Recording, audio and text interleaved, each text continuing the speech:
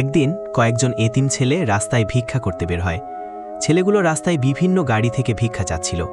হঠাৎ একটি গাড়ি থেকে একজন লোক নেমে একটি শিশুকে গালাগালি করে এবং ছেলেটিকে ধাক্কা দিয়ে মাটিতে ফেলে দেয়।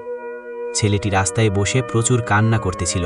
এই দৃশ্য দেখে একটি কিউট কুকুরের বাচ্চা দ্রুত দৌড়ে বাচ্চাটির কাছে আসলো এবং সবগুলো বাচ্চাকে তার সাথে নিয়ে যায়। কুকুরটির উদ্দেশ্য, এই ছোট্ট বাচ্চাগুলো কেন পড়ালেখা ছেড়ে ভিক্ষা করবে। কুকুরটি বাচ্চাগুলোকে তার বাড়িতে নিয়ে যায়।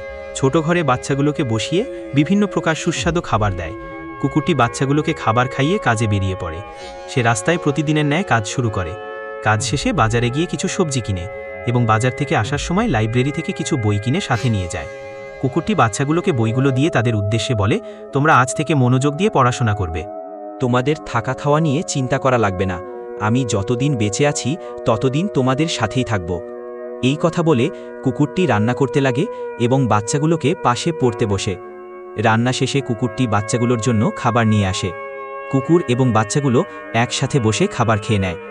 বাচ্চাগুলো আবেগপ্রবণ হয়ে কুকুরটিকে জড়িয়ে ধরে আদর করে। সত্যিই খুব অসাধারণ কাহিনী।